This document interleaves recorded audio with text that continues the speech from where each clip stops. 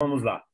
Hoje nós vamos falar, dando continuidade ao nosso estudo, hoje nós vamos continuar o estudo das cartas paulinas, ou das epístolas de Paulo. Vamos falar hoje da carta aos Romanos e também da carta aos Efésios. Duas situações muito distintas.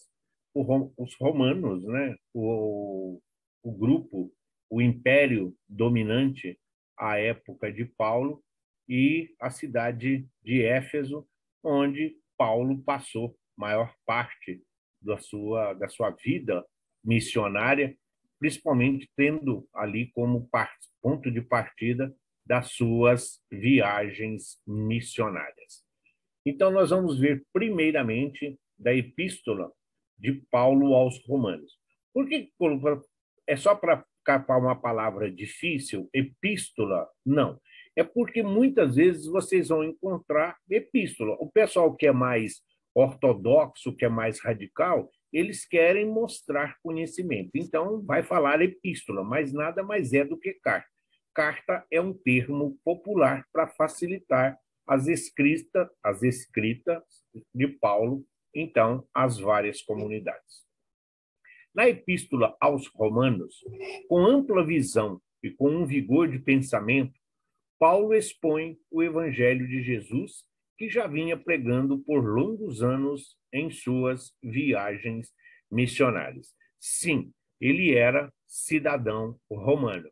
Então, usou-se desse poder da autoridade, fez uso dessa prerrogativa de cidadão romano em várias circunstâncias, até mesmo para poder se sair de situações difíceis, tanto ele como seus companheiros de caminhada. Então, ele resolveu escrever aos romanos. Ele que os conhecia tão bem, os seus costumes, as suas tradições, e ele, principalmente, essa idolatria dos deuses gregos, dos deuses romanos, ele quis trazer a eles esta oportunidade. Já no fim, como nós vimos na terceira e última viagem missionária, o objetivo dele, segundo o Emmanuel, no Paulo e Estevão, era exatamente plantar o evangelho na capital do império. E para isso ele escreveu essa carta, já preparando os romanos para o que ele viria a dizer no futuro. Nesta carta, ele não trava polêmica, nem pretende eliminar o erro ou combater os judaizantes, judeus que foram convertidos, que lhe criavam os obstáculos. Fala da responsabilidade dos que, privados de fé, se perderam pela sua própria culpa nas aberrações da má escolha. Então, ele que sempre chamou a atenção, ele que sempre trouxe nas suas cartas aí coisas pessoais, muitas vezes direcionado diretamente aos envolvidos, na carta aos Romanos, já no fim, quase, vamos assim dizer, da sua vida, Paulo já está naquela do equilíbrio, da harmonia. Ele já entende que precisa o evangelho muito mais de compreensão e entendimento do que discussão e debate. E é isso que ele está dizendo. A grande dificuldade que Paulo de Tarso enfrentou e enfrenta até hoje com as suas cartas é exatamente essa da fé. Porque ele diz que só a fé salva. Mas é preciso entender esse contexto que ele está falando. Quando ele fala privados de fé se perderam, ele está falando da ignorância. Ele está falando aqui dos costumes, do fanatismo, do misticismo que era muito comum na época. E as pessoas, talvez por falta de opção, acabavam escolhendo uma diretriz errônea em relação aos ensinamentos de Jesus. A epístola foi escrita em Corinto, nos primeiros meses do ano de 57, mais ou menos antes da Páscoa, e o seu tema é a redenção para todos pela fé no Evangelho, e registra também o seu grande desejo de viajar a Roma. Sim, aqui é só um pequeno spoiler do que está lá na carta. Primeiro, para saber, Corinto, como nós vimos na última aula, sim, uma comunidade que Paulo tinha o maior carinho e ele dedicou grande parte da sua vida missionária evangelizando ali em Corinto, por causa da miscigenação e da grande massa de pessoas de outras nações, inclusive, que vinham. E ali ele já deixa bem claro, também na carta aos Romanos, esses ensinamentos, ele vai falando como se estivesse preparando os romanos para quando ele estivesse em Roma. Seria como se nós, aqui hoje, nós estivéssemos falando, comunicando, nós estivéssemos trocando informações para que, no futuro, o Chico, por exemplo, fosse vir estar conosco lá no Frei Anselmo ou lá no Gembe. Então, é isso que ele está dizendo.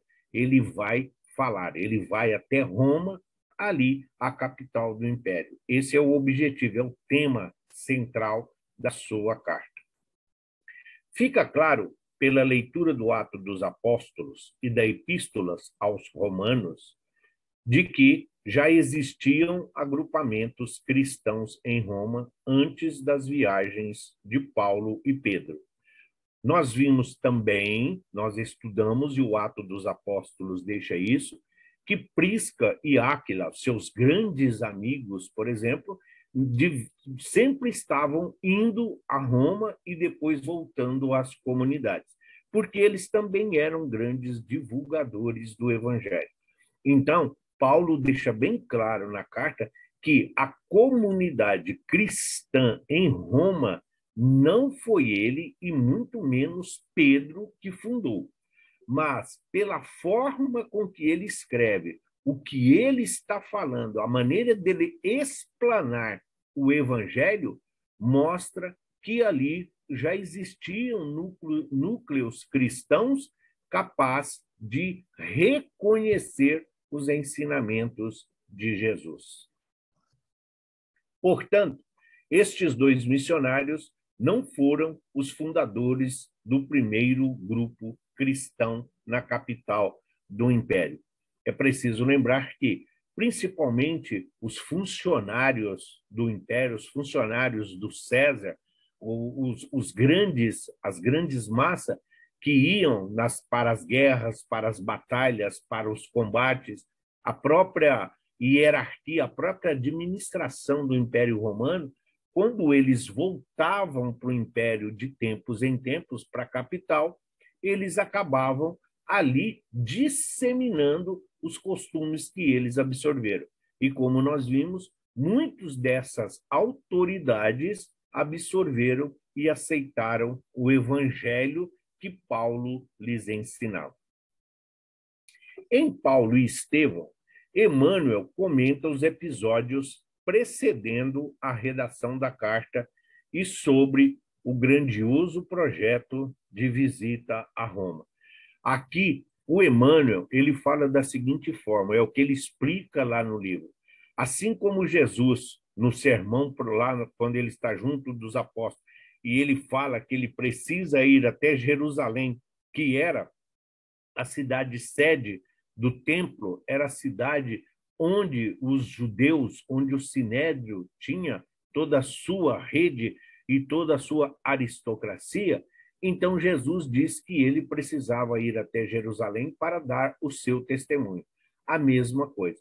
Paulo, quando ele foi o escolhido, não necessariamente ali na estrada de Damasco, mas quando nós vimos, quando ele e Barnabé foram selecionados entre aqueles que estavam junto com os apóstolos para que neles se manifestasse o Espírito Santo, então Jesus deixou bem claro que naquele momento ele falaria às comunidades, mas que seria preciso que ele fosse dar o seu último testemunho em Roma. A epístola foi encaminhada aos destinatários, mas a viagem de Paulo foi adiada, vindo a ser realizada tempos depois, quase no final de suas atividades. Ele escrevia, passava essas cartas para os seus seguidores, para os seus auxiliares, Timóteo, Tito, Silas, Prisca, Áquila, a própria Cloé, todos eles, Apolo, todos aqueles que estavam com ele nas cidades, então faziam com que essas cartas chegassem ao destinatário. Então, quando ele fala, a carta foi entregue às comunidades cristãs em Roma. Então, mesmo ele falando que era para eles prepararem a chegada dele, que breve ele estaria lá com eles, não foi verdadeiramente o que está na carta. Ele acabou atrasando um pouco, porque ele ficou preso em Éfeso quase 2 anos, sem poder se locomover, até que finalmente ele chega ao seu objetivo final. Paulo externa o seu propósito de um trabalho de natureza espiritual e enfatiza a proposta de anunciar a mensagem do Cristo. Todos aqueles, é preciso que nós lembrarmos bem, os romanos, sim, eles eram uns conquistadores.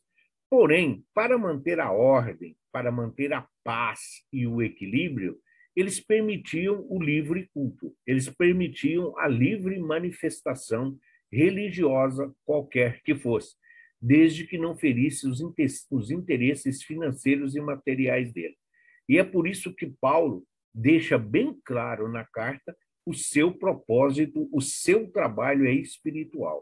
O trabalho dele não é entrar em conflito com os romanos, não é contestar a autoridade, mas mostrar claramente a autoridade espiritual do Cristo, exatamente através dos seus ensinamentos.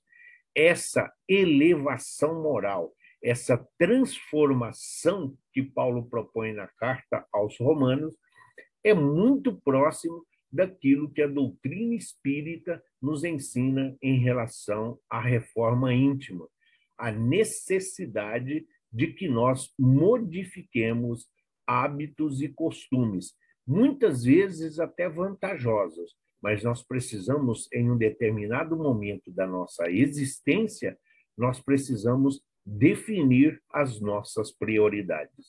Nós queremos as alegrias e a felicidade do mundo ou nós estamos na busca da realização espiritual, que é a essência da nossa existência? Então, esse é outro dos temas abordados na carta de Paulo.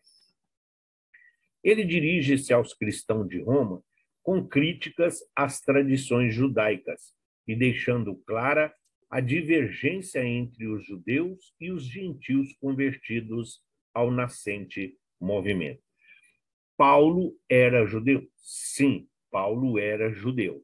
Ele está falando, os gentios ou os pagãos que foram convertidos ao cristianismo, o fato deles aceitarem os ensinamentos de Jesus, o fato deles abraçarem a ideia do cristianismo, não os tornava aqui sujeitos às leis dos judeus. Então, como nós dissemos, aqueles costumes dos judeus, eles queriam que todos os convertidos seguissem os preceitos, aquilo que Tiago implantou. Não. Então, o grande embate de Paulo nessa carta era exatamente isso, mostrando o que era uma prerrogativa dos romanos. Então, se você não era um judeu, mas você era um pagão, era gentil, ou um judeu da Samaria, não ortodoxo de Jerusalém, você não era obrigado a seguir esses costumes.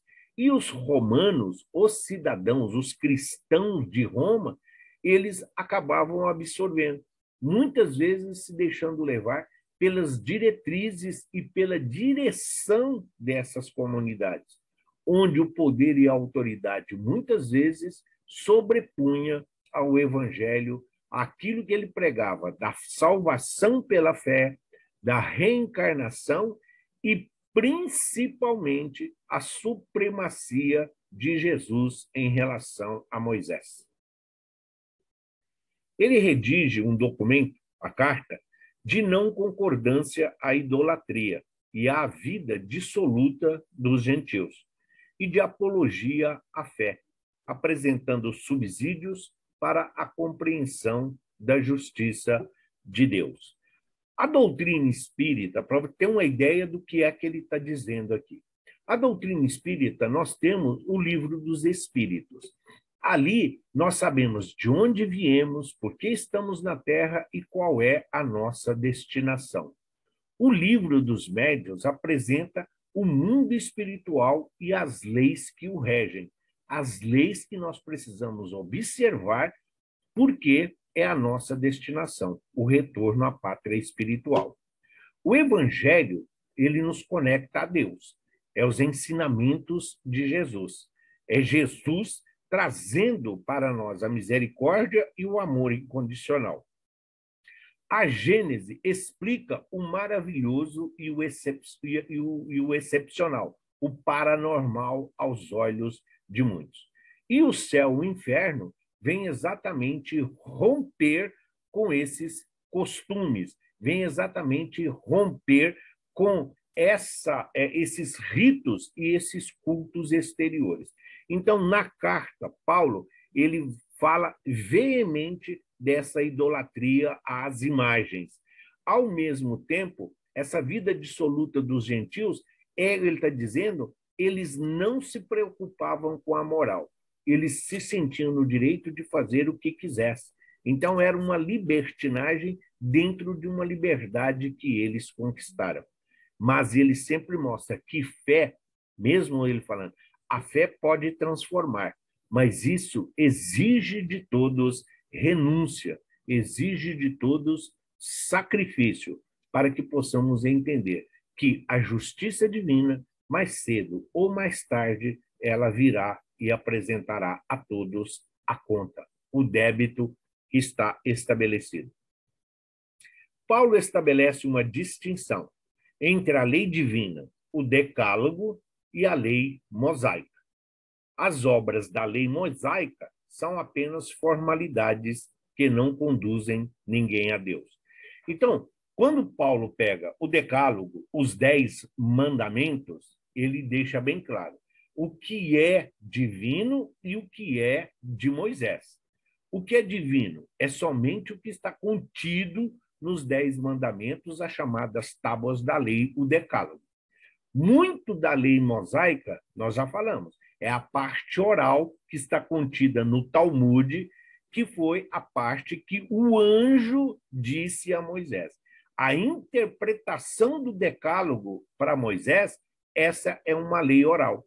E é essa lei que Moisés usou no Levítico, no próprio Deuteronômio, nas obras dele que ali está, né? Nos seus livros, do Pentateuco judaico. Então, Paulo ele deixa bem claro que as obras da lei mosaica são transitórias, são passageiras, e elas se adaptavam àquela época e não mais nos dias de hoje. Então, ele está dizendo que as obras da lei mosaica, a lei mosaica, ela é simplesmente uma formalidade a respeito do que nós temos hoje, a nossa Constituição e as leis civis que regem a nossa existência. Se certo ou errado, se absoluta ou imutável, não nos cabe, mas cabe a cada um de nós observar. Todo aquele que transgride a lei tem que prestar conta dos seus atos. É isso que ele está falando. Ele fala também que ele opõe o Cristo com a justiça de Deus e a justiça que os homens querem merecer por seus esforços. Ele mostra, deixa bem claro, que todos aqueles que praticam o Evangelho, todos aqueles que vivem o Evangelho, estando sob a justiça divina, todos esses serão recompensados. Todos esses encontrarão a felicidade, o Éden, o paraíso. E ele está falando, a justiça dos homens, porque muitos deles, nesse culto ao exterior, nesses cultos exteriores, nesses paramentos, sacrifícios, oferendas, negociações que tinham ali, já existia, as indulgências que se fazia. Então, é o esforço que os homens fazem. Então, Muitas vezes nós falamos, nossa, eu fui lá no Frei Anselmo de manhã, à tarde fui lá no Manuel Bento. Como se isso fosse assim algo de excepcional, como se isso fosse próprio de espíritos elevados. Não, isso não é, é dever e obrigação de todos nós. Isso não significa que estamos fazendo ou que estamos garantindo um lugar no céu ou no nosso lar. Pelo contrário, nós estamos tendo oportunidade de nos redimir, de nos reconciliar com a lei divina. E por isso devemos aproveitar todas as oportunidades, mas muito longe de ser uma recompensa do alto. Eu sou devedor, tanto a gregos como a bárbaros, tanto a sábios como ignorantes. Ele está falando exatamente da sua vida pregressa. Ele está falando da sua vida enquanto Saulo de Tarso. Ele está falando devedor, ele está falando em relação a Deus, ele está falando em relação às leis divinas que ele burlou. Muitas vezes, um fiel observador da lei mosaica que ele era, ele acabava transgredindo a lei imutável divina. Por quê? Porque a lei de Moisés, sendo transitória, em alguns casos, como da lapidação que ele acabou impondo a Estevão, estava de acordo com a lei de Moisés. Isso era permitido. Mas a lei divina deixa bem claro, lá no Decálogo, nos 10 Mandamentos, não matarás. Então é por isso que ele fala que ele é devedor, porque tanto ele perseguiu gregos, como bárbaros, como de todas as nações, judeus, cristãos, ele perseguia a quem ia contra os seus princípios. Todos aqueles que não seguiam e não observavam a lei mosaica, ele não tinha preocupação de ver a razão, o motivo ou a circunstância. Simplesmente para ele era alguém que precisava ser eliminado. E isso foi aumentando o seu débito. Isso foi fazendo com que ele, à medida que começou a divulgar o evangelho, fosse tomando conhecimento de tanta barbaridade que ele acabou cometendo. Ele extrapolou e muito o bom senso, e ele próprio reconhecia. Por isso que ele fala, lidou nas duas situações, tanto com sábios como ignorantes. Para ele não importava. Para ele o que importava era a aplicação da lei. De que natureza seria o débito de Paulo, quando sabemos que o apóstolo dos gentios foi humilde tecelão, para ganhar o sustento próprio até o fim de sua passagem apostólica, sem ser pesado a ninguém? Sim. Quando Barnabé, quando ele vai da casa do caminho, que Barnabé, a pedido de Pedro, vai lá na pensão, vai lá na estalagem e paga as despesas dele, quita o débito dele lá, e aí, quando eles vão em missão, quando eles estão indo em direção ao deserto, porque Pedro o orienta que ele não ficasse em Jerusalém, porque ele ia ser preso, existia um mandato de prisão contra ele, além do que os próprios companheiros dele de Sinédrio não aceitavam a sua conversão. E, nesse momento, Barnabé pergunta para ele qual era a profissão que ele tinha.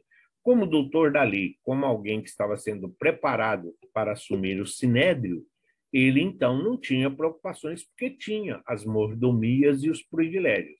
Mas aqui, quando ele fala de ser devedor, quando ele fala de erro, é exatamente nesse sentido. Ele não foi um peso para ninguém, porque a partir do momento em que ele aceitou o Cristo e a missão que Jesus lhe concedeu, ele então passou a viver do tear, fazendo tendas, tapetes, redes para o seu próprio sustento. Muitas vezes nós vimos nas cartas que ele ficava entre o trabalho e a pregação nas sinagogas e na comunidade. Quando os seus auxiliares estavam juntos, estavam próximos a ele, então ele, sabedor que era que eles iam providenciar o sustento, ele se dedicava a mais tempo, então, à evangelização. Esse é o débito dele, é o reconhecimento de faltas do passado. O desenvolvimento das ideias sobre a fé é, nessa carta, mais elaborado e mais completo do que em qualquer outra escrito por Paulo. Por quê? Se nas outras cartas ele estava se dirigindo a pessoas simples, pessoas humildes, pessoas que ele ali o ajudaram a fundar e a manter essas comunidades, em relação aos romanos, ele está lidando com uma classe intelectual, ele está lidando com alguém de posses, ele está lidando com pessoas que têm um conhecimento acima da média. Por quê? Os cidadãos romanos desfrutavam de vários privilégios. Então, Paulo, em muitas das suas situações, é o conhecimento do Saulo, é a intelectualidade do Saulo.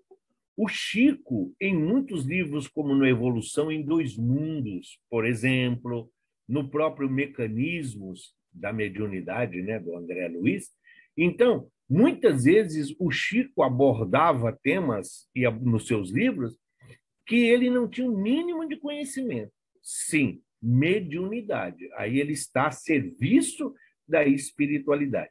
Nesta vida ele não tinha, mas com certeza ele trazia isso de vida pregressa. Porque quando nós estudamos mediunidade, nós vamos ver que os benfeitores espirituais, os espíritos que nos auxiliam, eles acessam a nossa memória espiritual para que nós possamos melhor servir. E esses arquivos de conhecimento, de vivências e de experiências fica lá. Então, por isso, Paulo, nessa carta aos Romanos, tanto é que ela está em primeiro lugar na Bíblia, não em ordem cronológica, mas em ordem de importância, exatamente pelo fato da abordagem que ele faz, que é mais complexa. Nesse sentido, começa por afirmar que não se envergonha do Evangelho, porque ele é força de Deus para a salvação de todos os que creem, se é judeu, pagão ou grego. Sim, ele está dizendo, e aqui mostra que ele já tinha lido, sim, o Evangelho de Levi, que foi presenteado por Pedro. Quando ele fala que não se envergonha do Evangelho, o próprio Cristo nos ensinou que nós não devemos nos envergonhar do Evangelho. Nós não devemos nos envergonhar da nossa religiosidade. Todos nós. Como que nós queremos merecer o céu? Como que nós queremos um mundo melhor? Como que nós queremos estar em uma situação de paz e equilíbrio depois do nosso desencarne, se nós negamos o Cristo, se nós negamos o Evangelho, se nós, por razões outras, nós negligenciamos o mundo espiritual que nos foi apresentado pela codificação através de Kardec. Então, sim, ele mostra que desde que você acreditou, desde que você creu ali, né, no Cristo, nos seus ensinamentos, essa acreditar, o creio em Deus, isso já é o caminho para a nossa redenção. Porque não importa se temos pequenas, médias ou grandes faltas, como era o caso de Paulo. O importante é aproveitar as oportunidades, pois Cristo está em tudo e é o nosso companheiro. Então, por isso que ele fala, não tem uma discriminação. Qualquer que seja a raça, a nação, a nacionalidade, sim, você encontrou-se sob o Evangelho, você terá a paz que você procura. Isso é muito natural. Hoje, algumas denominações religiosas trazem para si a verdade absoluta, mas nós sabemos que ninguém a detém. Por isso, Cristo mesmo nos recomendou que aquele que conhece a verdade tornará-se livre, pois a verdade liberta desse fanatismo, deste misticismo e dessas crenças de idolatria que nós ainda temos de uma forma cultural arraigada no nosso ser. O justo viverá pela fé, afirma. Em seguida, apresenta uma tese ardorosa de defesa sobre a salvação do homem pela fé. Ele entende, assim como ele conhecedor da lei mosaica, da lei de Moisés, então ele entendia que se você cumprir aquilo que estava na letra, se você praticar aquilo que estava na letra, isso era sinônimo de fé. Se você tinha conhecimento, não importa. Agora, Paulo, ele tinha uma interpretação. Paulo conviveu com os doutores da lei, com os escribas, ali os fariseus, os saduceus, que era a classe intelectual. Então, essa tradição oral, além do decálogo, além dos 10 mandamentos, Paulo conhecia a tradição oral da interpretação dos mandamentos. Então, daí ele reafirmar aqui na carta aos Romanos a necessidade da fé. A fé, para ele, é o objeto, é o recurso de transformação. Um homem sem fé não desenvolverá as demais virtudes, segundo ele, na carta aos Romanos. O espírito grego, com a sua orgulhosa confiança na razão, e o espírito judaico, com a sua orgulhosa confiança na lei. A morte e a ressurreição do Cristo destrói a antiga aliança, viciada pelos erros por uma humanidade renovada e confiante na boa nova. O grego simbolizava a intelectualidade, a ciência, as artes, a cultura. Então, para eles, devido à filosofia, tudo era a razão, tudo era a lógica, e isso era motivo de orgulho para eles. Já para os judeus, o que importava era o que estava na lei de Moisés, porque isso era diretriz para se alcançar o céu. O que estava na lei de Moisés era todo o direcionamento para que se pudesse alcançar a salvação. Então, se por um lado os gregos, com a lógica e com a razão, acreditavam estarem garantidos no céu, os judeus acreditavam exatamente porque eles praticavam e vivenciavam a lei de Moisés. E Paulo, na carta aos Romanos, ele vai exatamente mostrar isso, a ressurreição. Quando ele fala, a antiga aliança é a aliança de Deus, o Yahvé, com Abraão, quando do sacrifício de Isaac.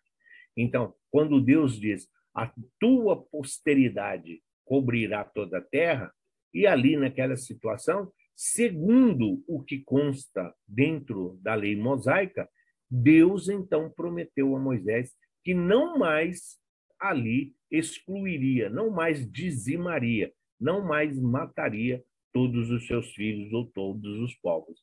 Então, a ressurreição do Cristo destrói essa antiga aliança. Por quê? Porque mostra a importância do mundo espiritual em detrimento das coisas materiais e do físico.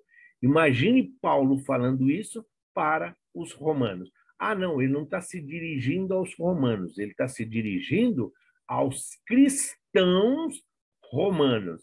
Sim, mas a pessoa que que é evangélico, que é católico, que é messiânico, que é um bandista, não vai ser no básico 1, não vai ser no básico 2, que ele vai se dizer espírita. Tem muitos, a grande maioria de nós que estamos na doutrina espírita há mais anos, 20 anos, não podemos dizer que somos espíritas, porque nós ainda temos muitas dificuldades com o evangelho. Um exemplo, o Chico praticava o evangelho na sua forma mais pura, mas nós não, nós brigamos com o evangelho.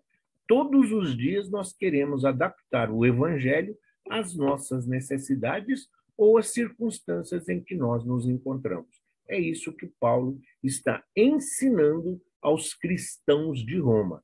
Não é discutir, não é debater, mas não se envergonhar do evangelho. É preciso superar as dificuldades para que o evangelho de Jesus possa chegar a todos os necessitados.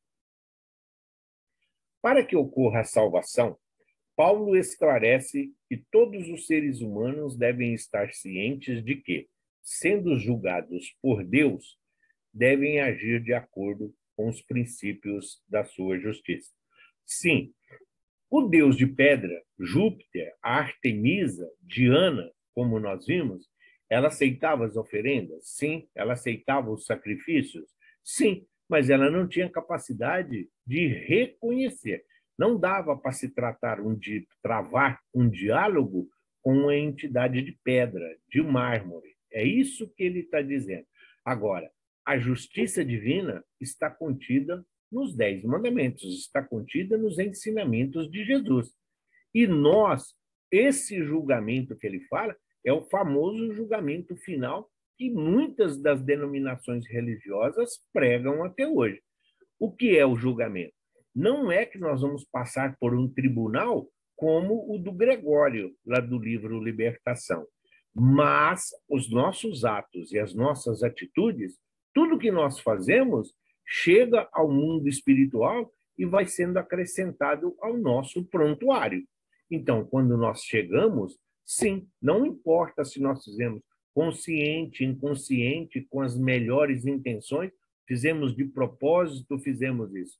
Sim, nós vamos prestar contas, sim, a Deus, mas é de acordo com as nossas atitudes e não por aquilo que nós julgávamos estar certo dentro das leis transitórias em que nós estamos tendo. Então, ele, em se dirigindo aos cristãos de Roma, eles dizem: não se encante com o poder, não se deixem dominar pelos déspotas, pelos tiranos como eram, né? Os imperadores ali de Roma. Nero, nesse caso aqui, que era quem estava no poder à época. A justiça divina é a nossa consciência, é nós com os nossos atos, somos nós com todos os nossos afazeres. Essa é a justiça e é daí que vem o famoso e conhecido julgamento de cada um de nós.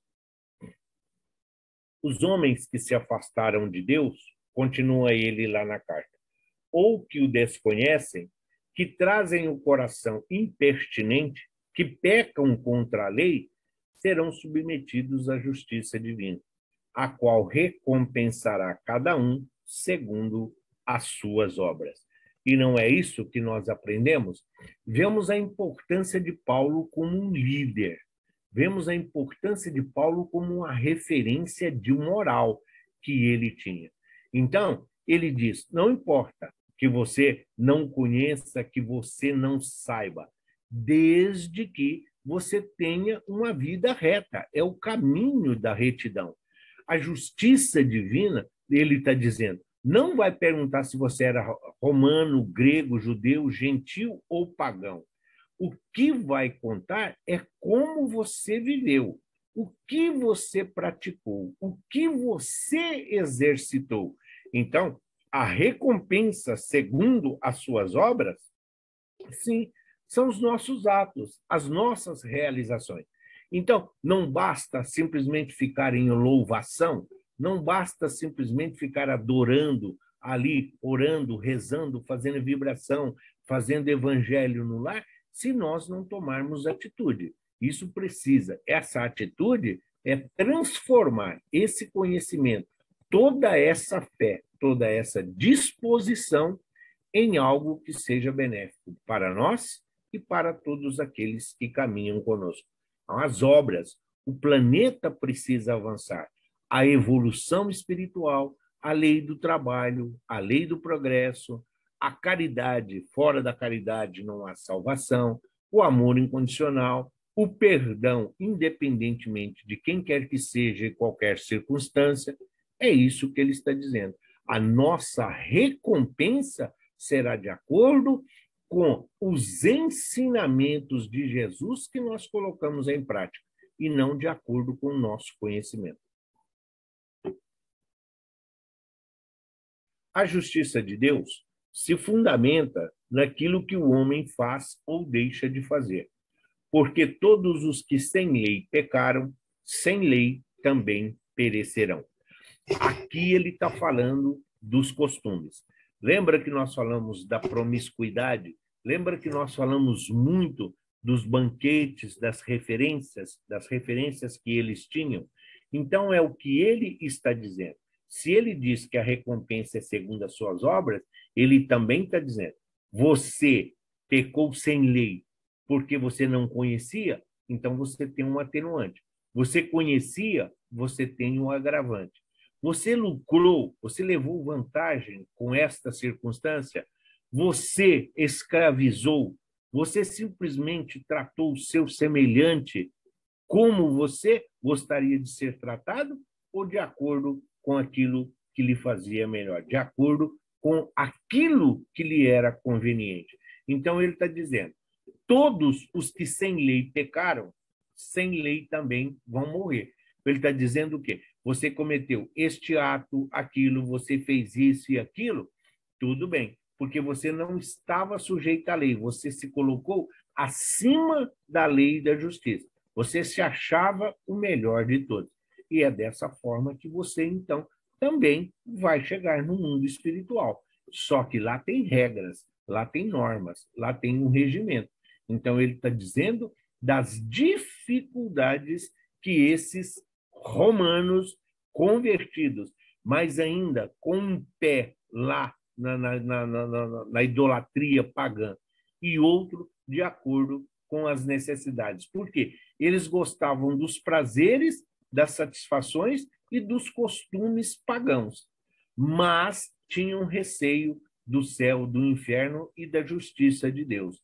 Então, é a grande maioria. As pessoas fazem as situações e depois vão pedir perdão ou vão pedir socorro a Jesus para resolver aquilo que eles, fazendo uso do seu livre-arbítrio, exercitaram para si e também contra o seu semelhante. Paulo reconhece que no atual estágio evolutivo da humanidade, todos somos pecadores. Como está escrito, não há um justo, nenhum sequer. Sim, nós estamos em um mundo de provas e expiações. Nós aprendemos isso dentro da doutrina espírita. Mas imagina Paulo dizendo para os romanos que se achavam a melhor classe. Ele está dizendo: não existe aqui nenhum justo, nenhum de vocês é perfeito, porque todos vocês cometem injustiça, todos vocês cometem enganos, todos vocês cometem abusos, desde o mais simples até o mais complexo. É de acordo, é isso que ele está dizendo. Para eles, nesta condição de transição que estava da idolatria dos deuses de pedra para o evangelho de Jesus, mostram as diferenças. Porque os deuses de pedra não reclamavam, os deuses de pedra, a idolatria, não cobrava deles mudança de atitude, mas o evangelho sim. Para você dizer que aceitou o evangelho, você tinha que mudar os seus hábitos e os seus costumes. E isso era difícil perante toda a comunidade, perante todo aquele séquito ali do Império Romano. Mas, junto aos pagãos, então eles se sentiam melhores, eles se sentiam como se fosse uma classe privilegiada. Então, ele deixa bem claro: todos nós erramos, todos nós cometemos equívocos e todos nós estamos sujeitos à mesma lei, a lei divina. Entretanto, Paulo analisa que podemos nos salvar pela fé em Jesus. Mas, diz ele, mas agora se manifestou sem a lei a justiça de Deus, tendo o testemunho da lei e dos profetas, isto é, a justiça de Deus pela fé em Jesus, para todos e sobre todos os que creem, porque não há diferença. Não existe melhor do que o outro. Não existe uma recompensa. Deus não privilegia, porque qualquer privilégio é uma injustiça. E toda injustiça, então, o que vai acontecer? Deus perderia um dos seus maiores atributos, que é o da justiça. Então, ele está dizendo que todos têm a oportunidade de evoluir. Todos temos a oportunidade de conhecer, mas, principalmente, todos nós podemos vivenciar na prática do dia a dia os ensinamentos de Jesus. Quando ele fala, que a justiça de Deus e a fé em Jesus é para todos e sobre todos, não é no sentido de dominação, é o conhecimento que é acessível a todos. Não que todos vão saber ler e interpretar. Aí entra a nossa reforma, aí entra a diferenciação que precisa sempre ter.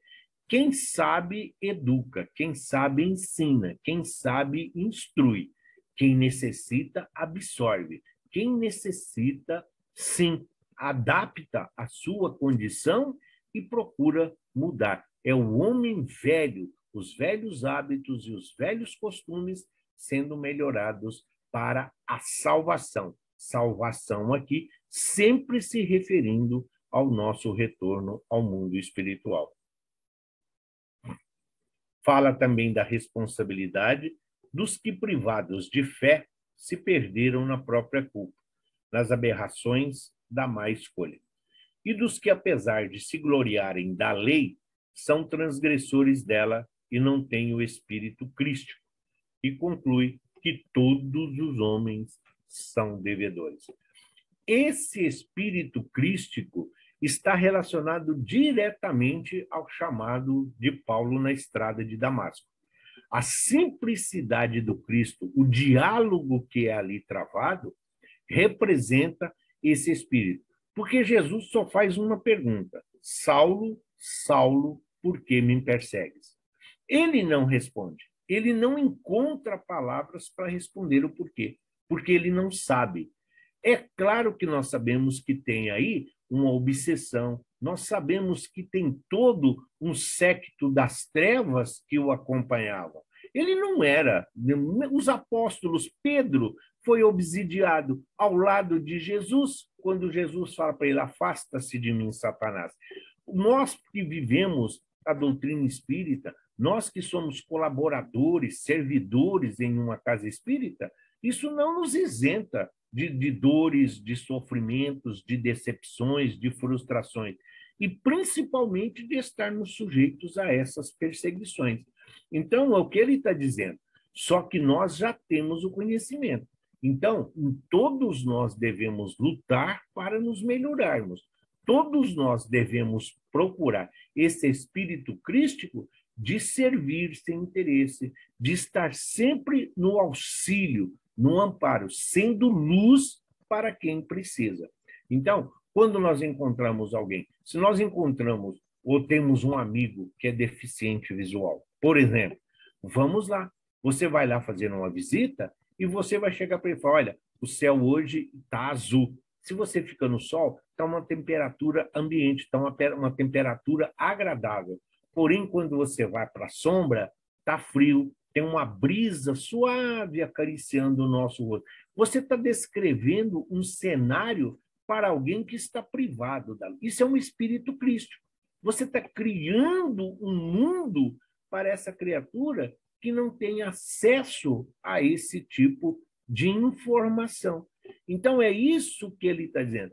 Todos nós somos devedores, por isso devemos aproveitar todas as oportunidades de trabalhar e de servir. Não importa se em Roma, não importa se a serviço do império, mas nós temos que arrumar tempo na nossa vida para Deus, para Jesus. O evangelho requer conhecimento e prática.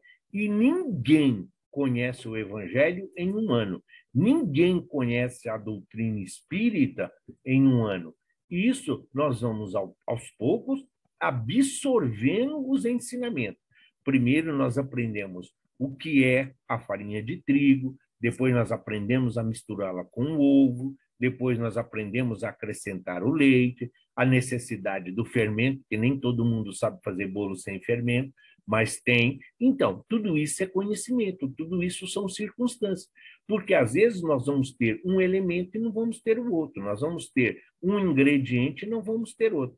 Então, nem sempre nós vamos estar com fé, com confiança, com esperança e perseverança. De vez em quando nós vamos estar desanimados, preguiçosos, cansados, muitas vezes vamos ser maledicentes. É isso que ele está dizendo em relação a nossa conduta de devedores. Nossa integração no lado espiritual da vida, no conhecimento das verdades evangélicas, é de grande valia para o nosso aprimoramento, ajudando-nos a livrar de revoltas, lamúrias, azedumes e descontentamento. Sim, muitas vezes nós descontamos nos outros a nossa raiva, a nossa frustração. E Paulo está dizendo, por ser os romanos uma classe privilegiada, eles não poderiam martirizar todos os povos. Eles não podiam condenar todos os gentios e todos os pagãos, os judeus convertidos, eles não podiam usá-los como instrumentos aí da sua revolta, para descarregar neles tudo aquilo que eles não podiam no seu dia a dia. Por isso, ele está dizendo, quando nós compreendemos o nosso objetivo existencial, nós vamos vendo que as nossas dores, que os nossos sofrimentos, muitas vezes, se nós tivéssemos consciência do nosso pretérito do passado, nós tínhamos que agradecer a Deus a oportunidade, porque nós estamos pagando uma pequena parte de um grande montante que somos devedores. E a lamúria e a revolta, segundo a Joana de Ângeles, é próprio de espírito insatisfeito e que ainda não compreendeu o seu papel neste mundo. Não só as coisas boas da vida devemos agradecer ao Pai, mas também as tribulações como resgates justos, por nós mesmos pedidos, e como exercício de paciência, uma das maiores virtudes a serem conquistadas. Sim, você celebrar Deus, celebrar Jesus, quando está tudo bem na nossa vida, é fácil. É o que Paulo está dizendo. Hoje vocês estão na classe dominante. Hoje vocês estão na capital do império. Hoje vocês têm todas as condições materiais. Mas é isso que é o objetivo da existência na Terra? Então, ele aqui, para nós, é a adaptação da carta aos Romanos para o nosso dia a dia. Muitas vezes, aquilo que nós olhamos, nossa, o que será que ela fez? Como aqui está na imagem? Nossa, coitada, ela não fez mal para ninguém. Tá, mas também não fez o bem para ninguém. Nós estamos julgando, nós estamos tendo uma opinião de acordo com a nossa visão. E nem sempre essa visão é correta. Por isso, o Emmanuel sempre nos fala, nós não vemos o mundo como ele é, nós vemos o mundo como nós somos. Então, é essa a situação. É isso que Paulo está dizendo. Existem muito mais coisas fora do império. Vocês estão em Roma, então vocês têm certas regalias, vocês têm uma certa tolerância. Mas quando se anda por todo o império, a perseguição é feroz. Ainda acontecem muitas mortes em nome da lei de Moisés, amparado pela lei de Moisés. É isso que ele está dizendo. É o seu entendimento, é a sua compreensão, é o que ele, Saulo, doutor da lei, levou para o Paulo, o grande evangelizador que nós conhecemos do cristianismo nascente. Após um encontro com Jesus, Paulo teve que renunciar a velhos padrões, conceitos e preconceitos. O resto de sua vida foi de resignação, despreendimento material e confrontos íntimos, e também com pessoas. Sua única arma foi a força de vontade, coragem e fé. Não desperdiçou um só momento. Todas as oportunidades que ele tinha para evangelizar, para falar de Cristo, pregar o amor, ele aproveitou. Assim devemos ser nós. Esse Paulo, o homem velho que ele diz que se despiu para permitir que o homem novo renascesse e, principalmente, que desse continuidade do comprometimento que ele assumiu. Aí ele fala, eu sei bem o que não mora em mim, isto é, na minha carne, pois o querer o bem está ao meu alcance, não, porém, o praticá-lo. Com efeito, não faço o bem que quero, mas pratico o mal que não quero. Ora, se faço o que não quero, já não sou eu que ajo, mas sim o pecado que habita em mim. Essa é uma colocação de Paulo que se aplica a qualquer circunstância do nosso dia a dia. Porque muitos de nós falam, nossa, eu não queria ter feito isso, mas você fez. Por quê? Porque não que a carne seja fraca, porque a carne não é fraca, é a tendência do espírito. Então, muitas vezes você fala, puxa, eu não queria ter feito, eu não queria ter gritado com você. Era muito comum. Hoje não pode mais, porque os estatutos, né? O Estatuto da Criança e Adolescente não permite. Mas quantas vezes eu presenciei, por exemplo, as irmãs ou pessoas dizendo assim, falando para o filho, depois de espancar, eu não queria te bater, mas você me obriga. Não existe isso. Então, é o que ele está dizendo. Não está mais na carne, é o que ele está dizendo. O espírito é a tendência, é o espírito que comanda a carne. Por isso ele fala, tudo bem, eu queria ser como Cristo, eu queria ser como Chico, eu queria ser como o Divaldo. É o que todos nós queremos, mas nós ainda agimos como criaturas imperfeitas, como aqueles que sofrem o preconceito e a discriminação. Muitas vezes o que nos difere dessas criaturas é muito mais a nossa roupagem e principalmente o verniz que nós colocamos nas palavras e a nossa indumentária, a nossa roupa. Mas às vezes eles têm muito mais moral do que nós. Eles só estão em uma condição de rua. Abençoai os que vos perseguem, abençoai e não amaldiçoeis. A ninguém pagueis o mal com o mal.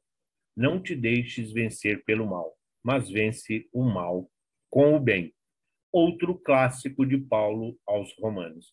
Não se combate guerra com guerra, não se combate violência com violência, mas com diálogo, com ideias.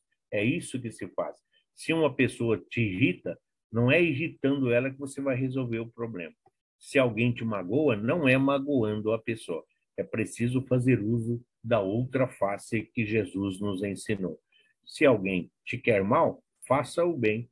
Se alguém te odeia, ame. Francisco de Assis. Se alguém caminha ainda na escuridão, seja luz. E onde houver mentira, leve a verdade. Então é isso que ele está falando. Não se deixe vencer pelo mal. Não se deixe vencer pelas suas tendências, mas sim pelo amor nascente.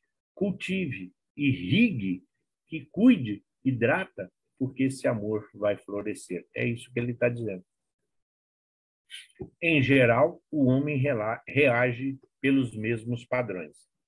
No entanto, o cristão recebeu de Jesus lições diferentes nesse sentido.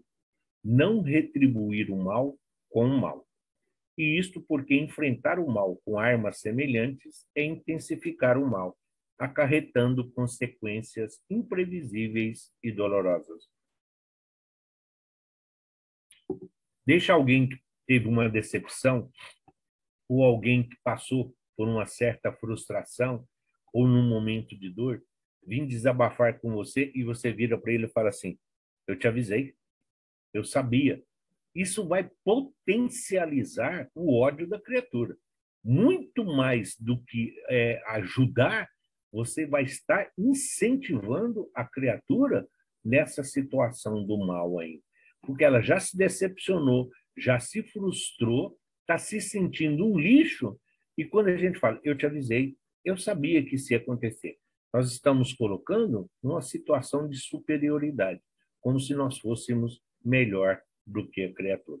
Então, todo o momento de ódio, seja aquele que eu não quero fazer, mas faço, e o bem que eu quero eu não faço, então, às vezes, o silêncio é a melhor opção, porque assim, pelo menos, nós não vamos alimentar a discórdia e a esses espíritos que caminham juntamente conosco.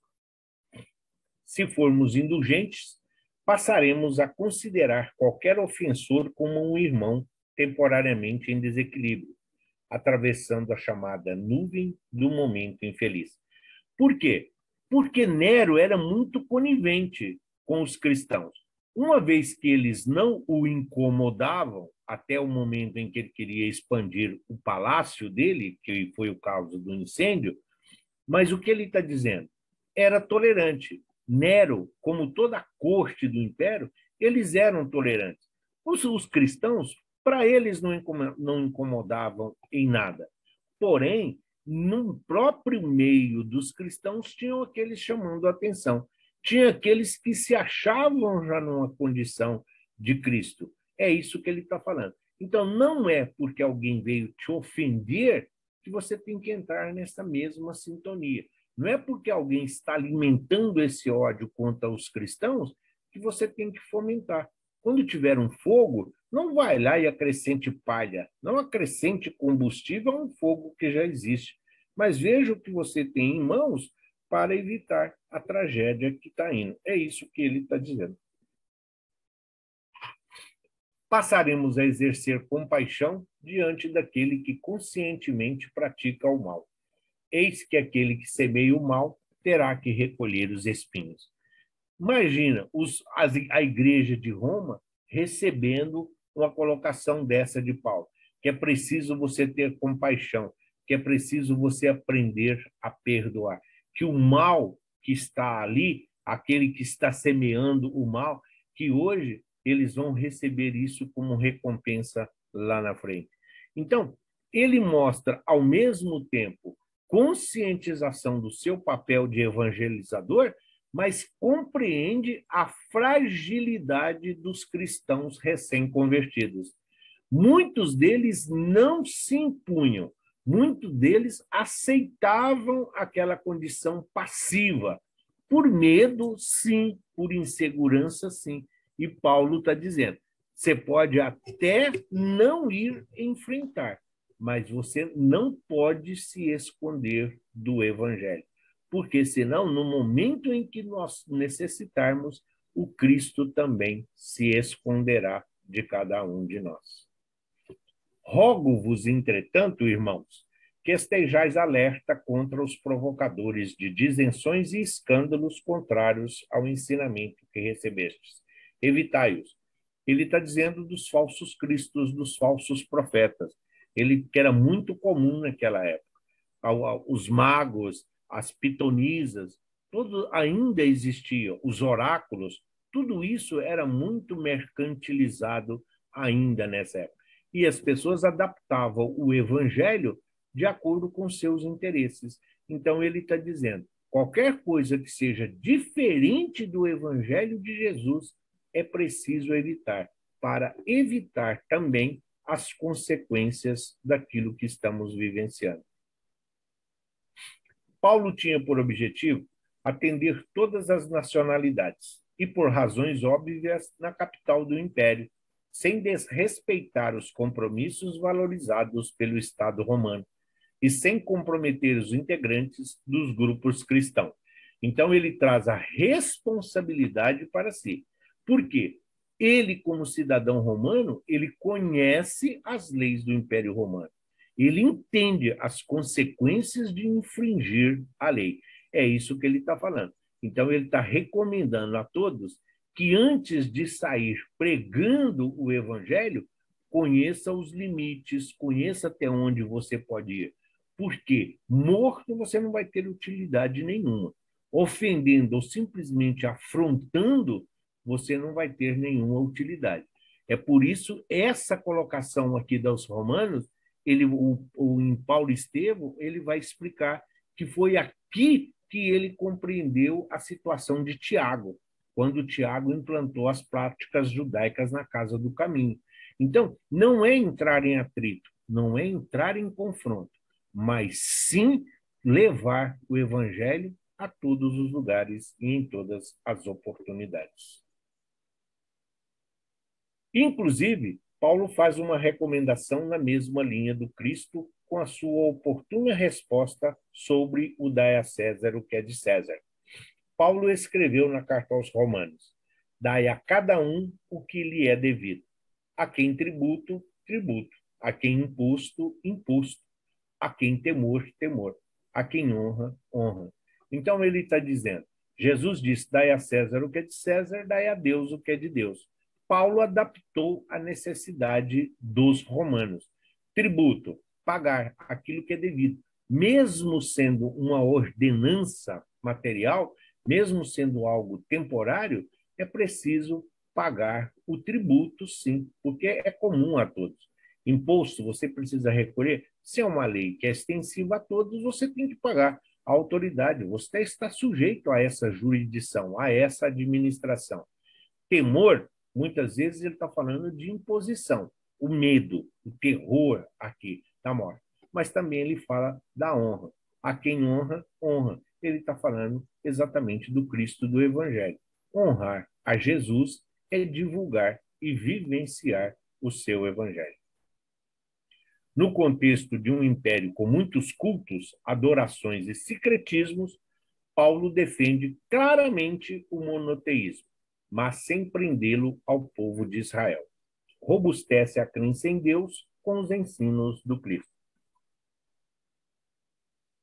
Sim, ele acaba com a idolatria dos vários deuses, mostra o Deus único, o Deus que Jesus pregou, ensinou e nos apresentou, mas ele mostra que o Salvador, que o Messias, não é exclusivo de Israel, que Jesus veio para todos e que o seu evangelho abriga todos os necessitados. E ele encerra a epístola com votos. Ao único Deus sábio seja dada glória por Jesus Cristo para todo o sempre. Então, essa é a colocação dele na carta aos Romanos. Ao único Deus, o Deus único, todo-poderoso, Deus sábio, o que sabe de todas as coisas, seja dada a glória. Sejamos celebrar Deus por Jesus, através de Jesus e com Jesus, para todo o sempre da nossa vida e da nossa existência. O Evangelho precisa ser o nosso companheiro de todas as horas. E aí, hoje não vamos ter dúvidas nem perguntas no intervalo, porque geralmente o pessoal fica quietinho, meditando, então nós vamos direto. Aqui teria até uma pequena pausa, mas não, vamos deixar tudo para o final, porque está frio, e senão o pessoal dorme, tá bom? E aí nós vamos chegar na carta aos Efésios, como o próprio nome está dizendo. Nós aprendemos lá nas viagens missionárias todas as tribulações que Paulo passou em Éfeso, mas os Efésios sempre foi uma comunidade a quem Paulo se dirigiu com todo carinho. Então, preso em Roma, ou seja, ele já tinha ido a Roma para ser julgado. Paulo não se dirige diretamente aos cristãos de Éfeso, mas aos crentes em geral do Vale do Lico. Ali Listra, Derbe, Antioquia, todos aqueles lugares, Laodiceia, por onde ele passou. Não é a Laodiceia lá do Frei Anselmo, não. A Laodiceia do Frei Anselmo é com U. Essa Laodiceia, cidade aqui, é com O. Inclusive, nós vamos ver numa das cartas que um dos bilhetes tem uma carta que se perdeu, que é exatamente a carta à Laodiceia, mas que foi absorvida parte dos seus ensinamentos na carta aos Tessalonicenses. Então, Paulo não está se dirigindo diretamente à cidade, ao povo de Éfeso, mas sim de toda aquela região que ele compõe. Seria como se não fosse São Paulo, mas a grande São Paulo. Guarulhos, Osasco, Diadema, tudo isso faz parte. É esse o sentido que ele está dizendo. Esta carta tem um estilo pesado e repetitivo. Muitos dos pesquisadores e historiadores até falam que ela não é de Paulo. Por quê? Porque lá tem o tal de corpo de Cristo, Cristo a cabeça do corpo, a Igreja Universal. Tudo isso são ideias gnósticas do século II. Mas os erros combatidos são posteriores a Paulo. Então, nós vamos sempre... Eu só não tirei esse texto porque aqui é um curso informativo e também para esclarecer. É claro que nenhum de nós aqui está preocupado com história, fazer um TCC ou ir defender tese, mas não sabemos o dia de amanhã. Vocês podem estar fazendo palestras, vocês podem estar dando aula, vocês vão estar trabalhando nas casas espíritas, e em um momento ou outro vocês vão ter que deparar com essas situações. Então, é a não aceitação simplesmente porque está dizendo. Sim, tem muito dessas ideias gnósticas, muitos desses erros que ele fala na carta, é posterior aí a essa data de 57. Porém, então por que manteve lá? Pela essência da carta, pelos ensinamentos que são de acordo com tudo aquilo que Paulo fez nas suas viagens missionárias. Nas mãos misericordiosas de Jesus repousam os destinos da terra. Ele é o enviado de Deus, tanto para os judeus que esperavam o cumprimento das profecias, como para os gentios, pois Deus não faz distinção entre os povos. Então, ele está dizendo aquilo que o Emmanuel fala para nós lá no livro A Caminho da Luz. Então, Paulo mostra na carta aos Efésios que Deus, que Jesus, não veio simplesmente para esta ou aquela comunidade, para esta ou aquela cidade, para esse ou para aquele povo, mas sim o sentido universal da sua existência. Quando ele fala das profecias, por quê? Porque ele está se referindo ao Antigo Testamento, aos profetas, como Isaías, que já falavam do Salvador, do Messias, do Libertador, que viria trazer paz aos hebreus em sua busca da terra prometida. Prossegue ele na carta aos Efésios. O homem alcançará a vitória espiritual pela fé em Jesus, aceitando o que ele nos ensinou e a sua exemplificação. A salvação não vem pelas obras da lei. São costumes e tradições exteriores que não transformam o homem. As boas obras, sim.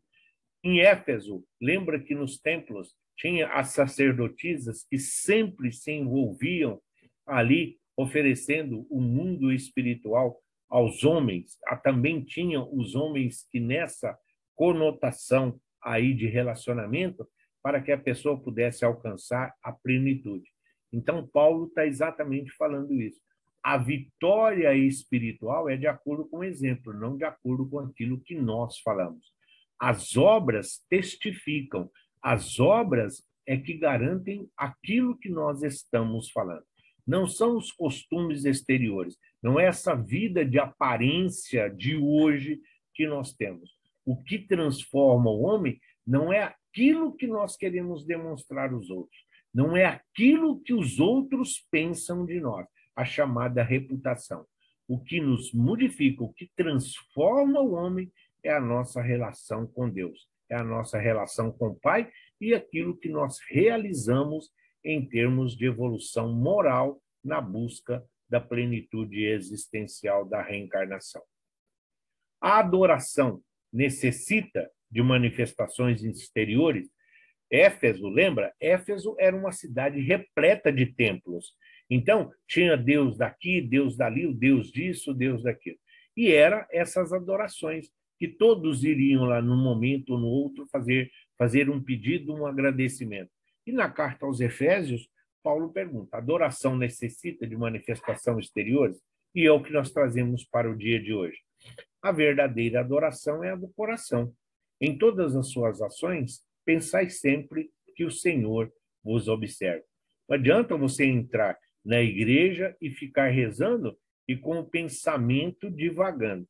Não adianta nada você estar lá, assistir a palestra e vai lá e toma o passe e está de olho no celular, no relógio, ou não consegue se desvencilhar das coisas do dia a dia. Então, a adoração de coração que ele está dizendo é exatamente isso. Nós podemos até ter só 1 minuto, 2 minutos por dia para Deus, mas precisa ser para Deus, precisa ser para Jesus, em toda a plenitude, dedicarmos este pensamento a Deus na forma que seja. Os judeus se consideravam o povo eleito e acreditavam que as obras da lei tornavam-os justos perante Deus. Estas considerações circuncisão, alimentação, tradições, oferendas e sacrifícios, escritas há tanto tempo, prosseguem como advertências atuais. Muitos ainda acreditam que só sua religião conduz a Deus.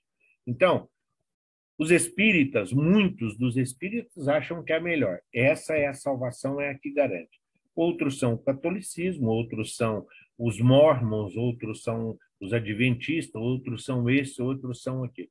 Então, os judeus se achavam devido à aliança entre Deus e Abraão. A tua posteridade cobrirá toda a terra. E eles entendiam isso de uma forma material. Então, eles achavam, como Deus prometeu a Moisés que eles cobririam a terra, estariam em todos os lugares, eles não precisavam mudar, eles não precisavam se reformar, porque eles eram o povo eleito. Então, assim como tinha circuncisão, os alimentos puros e impuros, os costumes, as oferendas, os sacrifícios, as ofertas, as referências, os cultos exteriores, tudo isso ainda é cultural hoje em grande parte do planeta. E, principalmente, quase todas as religiões assim os têm. Mas não é isso que conduz a Deus. O que conduz a Deus, o que nos leva ao mundo espiritual em paz e em equilíbrio, é a forma com que nós vivemos e como nos reconciliamos com a lei divina através da reencarnação. Então, Paulo está dizendo, não adianta você ter templo e 1000 deuses. Não adianta você ofertar isto ou aquilo e continuar fazendo aquilo que é contrário aos ensinamentos. Isso não vai levar a nada. Então, a luta dele não é só quando estava em Éfeso, mas também orientando a comunidade de que precisava trazer isso para a reforma do povo. Igual foi quando eles trouxeram os livros de magia, as obras, e confessavam os seus erros, os seus pecados, na frente ali de todos. E essa é uma maneira de reverenciar. Esse seria o verdadeiro batismo, porque eles estão reconhecendo o erro e estão adquirindo ali, através da simplicidade e da humildade, requerendo uma nova oportunidade. Coerência entre saber e fazer. O homem deve progredir e o faz em contato com outros homens, vivendo em sociedade. Como adquirir paciência, entendimento, exercitar o perdão, a tolerância e o amor, se não com seus semelhantes? Porque nós somos seres gregários. Então, não adiantava eles ficarem ali somente dentro da comunidade. Não adiantava eles serem bons somente com os seus. Não adiantava eles quererem mostrar a sua transformação, a sua conversão, somente entre os seus povos. Era preciso haver uma integração entre pagãos, gentios, gregos, romanos, judeus, qualquer que seja. Então, da mesma forma, por isso que é preciso ler as cartas de Paulo, porque elas têm muito o que nos ensinar dentro da codificação kardeciana, dentro dos princípios da revelação espírita e a autoridade da doutrina perante não as demais religiões, mas sim a ignorância que ainda hoje predomina. Nós só podemos adquirir a plenitude através da caridade, do amor e do perdão. E isso nós precisamos de um semelhante, nós precisamos de alguém que nos oferte esta oportunidade de assim estar. Para conviver em harmonia e estabelecer a paz, é necessário abraçar o Evangelho, a verdade, e combater o egoísmo, a grande chaga da humanidade, desenvolver a fé, ser um instrumento e divulgar a boa nova. Antes que alguém mais afoito pode dizer, mas o que essa imagem da princesa está fazendo aí? Assim como Paulo, ela poderia ter ficado lá desfrutando do trono, das mordomias e da boa vida de princesa, mas a contribuição dela para que pudessem as minas serem eliminadas tamanha as mutilações no continente africano, então foi através deste trabalho. Então é só para exemplificar, uma representando o pobre em espírito, a Madre Teresa, um símbolo de humildade, de simplicidade e de trabalho do Evangelho. Assim como Paulo. Só que Paulo usava a cultura, o seu conhecimento que ele tinha. Madre Teresa representa os humildes, os simples. E a princesa, aqui no caso, alguém que poderia estar desfrutando. Não, ela colocou todo o seu prestígio, ela colocou todo ali a fama, a idolatria que se tinha em prol de algo comum. E é isso que Paulo está dizendo dos Efésios. O evangelho é a verdade e o egoísmo é a causa de todos os males. Jesus já dizia isso, a doutrina diz isso e o nosso dia a dia nos mostra que todas essas desavenças, tudo isso que nós vivemos na sociedade moderna de hoje, deriva ainda do egoísmo. Paulo nos convida a abandonarmos os velhos hábitos, como a mentira, a cólera, o furto, a maledicência, a malícia, enfim, os atos contrários às leis de Deus, e nos proclama a aquisição de novos hábitos. Então, ele está tirando todo aquele costume, ele está mudando a forma de pensar e de agir daquele povo. Então, não adianta só dizer que nós temos fé, não adianta só dizermos que nós acreditamos em Deus, em Jesus, que nós conhecemos o Evangelho e continuarmos a fazer as mesmas coisas, vivenciando as mesmas situações. Então, é esse o convite: deixar o homem velho de lado e assumir esse homem novo, deixar o espírito com suas tendências milenares que não nos levaram a lugar nenhum a não ser ao vale de lágrimas e ranger de dentes e buscar a conscientização e a responsabilidade de sermos filhos de Deus. Paulo também nos convida a falar a verdade, trabalhar, partilhar com os necessitados, perdoar, falar construtivamente, ser misericordioso, compassivo e bondoso. Paulo está convidando os efésios a ser a igreja. Ele está convidando os efésios a ser o evangelho de Jesus, a ser um evangelho vivo, a ser uma referência da evangelização, não mais do mundo material, mas da busca espiritual transformadora que todos eles aceitaram. Tão elevada compreensão alcançou Paulo sobre sua missão, as lições e o amor incomensurável de Jesus, que instaurou um novo tempo, um novo entendimento, uma nova revelação para todos, a fim de que edificassem uma nova humanidade. Paulo não se cansou. Todas as oportunidades que ele tinha, ele aproveitava para falar do Evangelho, para ensinar, para exemplificar. E ele mostrava que essa transformação para melhor dependia unicamente de cada um. Quando era um só pensando, isso era exclusivismo, isso era personalismo. Mas se estendêssemos isso a todos os membros da comunidade, por quê? Ali em Éfeso, sim, tinha, mas tinha também tolerância. Então, ao mesmo tempo em que eles podiam, sim, falar do evangelho, eles iam combatendo, através da sua exemplificação, essa idolatria. Então, a modificação e a transformação da comunidade de Éfeso representava para ele a aceitação de tudo que ele viveu.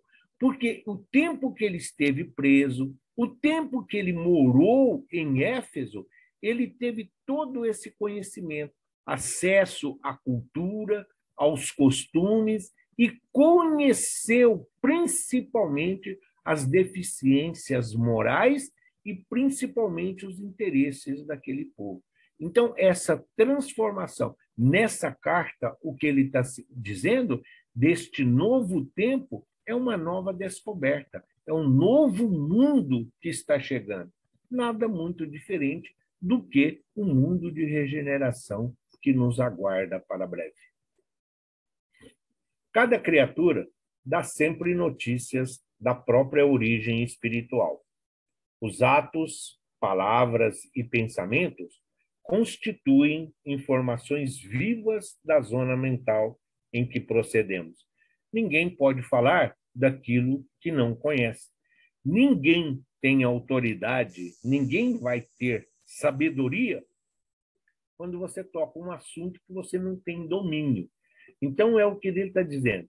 Nós somos seres gregários, vivemos em comunidade, vivemos em sociedade, vivendo das leis transitórias dentro desse estágio que nós realizamos aqui.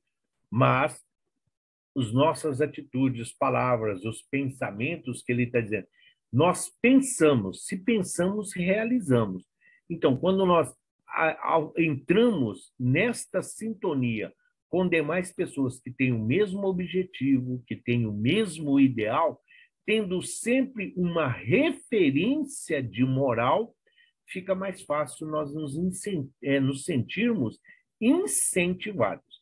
Se qualquer um aluno, ou até mesmo, se qualquer um aluno ou um assistido, seja do Frei Anselmo ou do Gembe, cometer qualquer um ato, um deslize, qualquer coisa, isso não vai ter uma grande importância, isso não vai causar um grande impacto.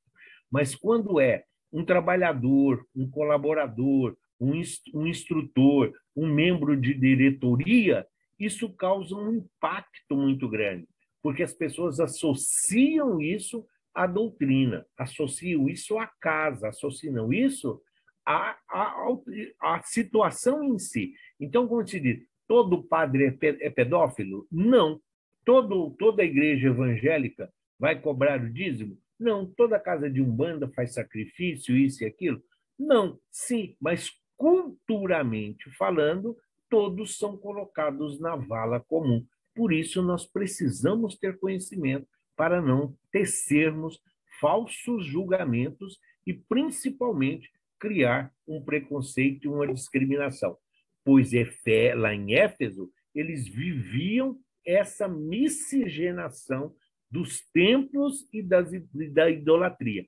E era a única cidade verdadeiramente matriarcal, onde tinha o predomínio das mulheres, o sexo feminino. Desde os templos até mesmo nos lares tinham essa predominância. Os filhos da inquietude costumam abafar quem os ouve, em mantos escuros de aflição. Os rebentos da tristeza espalham o nevoeiro do desânimo. Os cultivadores da irritação fulminam o espírito da gentileza com os raios da cólera. Olha a grandiosidade do ensinamento de Paulo que ele passa aos Efésios. Os filhos da inquietude acostumam a abafar quem os ouve. Ou seja, aquilo que estamos falando, a nossa blasfêmia, o nosso murmúrio, o nosso desânimo, a nossa preguiça, muitas vezes contagia quem está à nossa volta. Os rebentos, os filhos da tristeza, ele está falando, espalham nevoeiro de desânimo. É o pessimismo. Ai, o mundo está muito violento. Ai, a droga se espalhou. Ah, porque ninguém presta. Ah, porque isso, por aquilo. Isso contagia, isso contamina. É isso que ele está dizendo.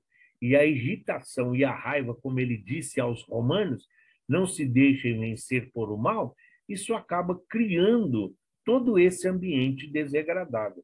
É preciso que nós nos lembremos da cólera que está lá no Evangelho segundo o Espiritismo, onde São Luís vai nos dizer que a cólera, se nós tivéssemos a capacidade de olhar no espelho quando nós estamos coléricos, nós talvez não nos reconhecêssemos como filhos de Deus.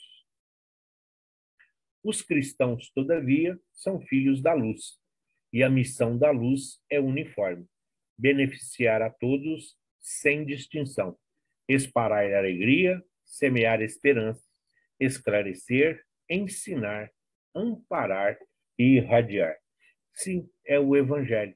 Então, os cristãos serão reconhecidos por muito se amarem, como disse o Cristo.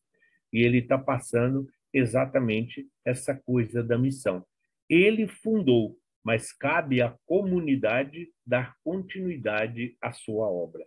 E o Evangelho é de alegria. Todo dia nós temos que plantar, regar. Todos os dias nós temos que incentivar essas criaturas. O Evangelho é disseminação. O Evangelho é vivência diária.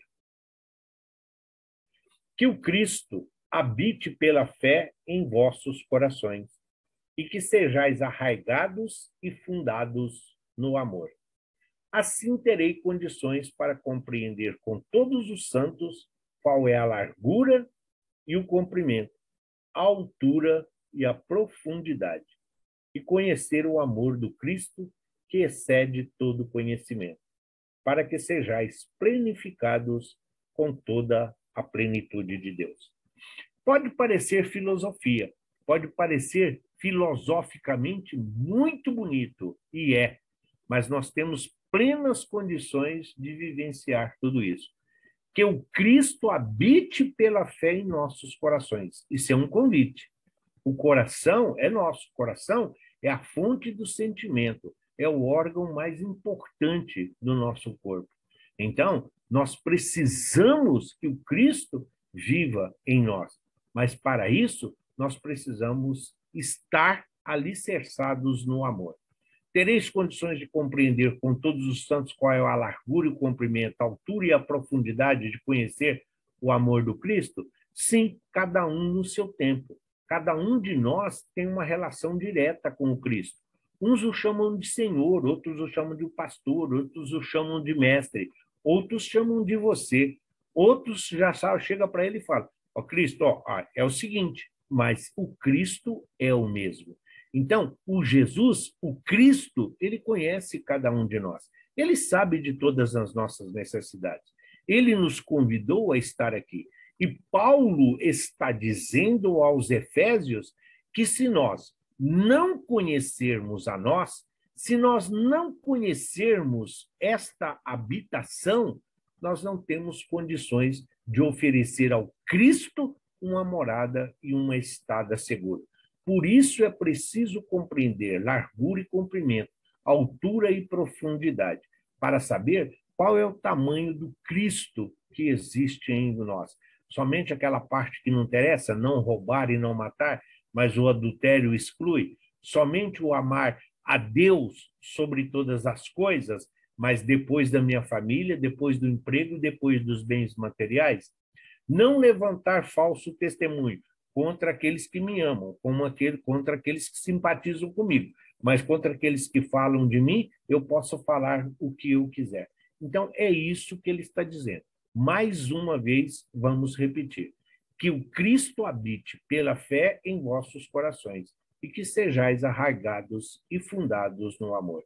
Então, essa recomendação de Paulo de Tarso mostra todo o carinho, todo o afeto do apóstolo para com a comunidade, para com a cidade que o acolheu, para com a cidade que lhe ofereceu a oportunidade de servir ao Evangelho.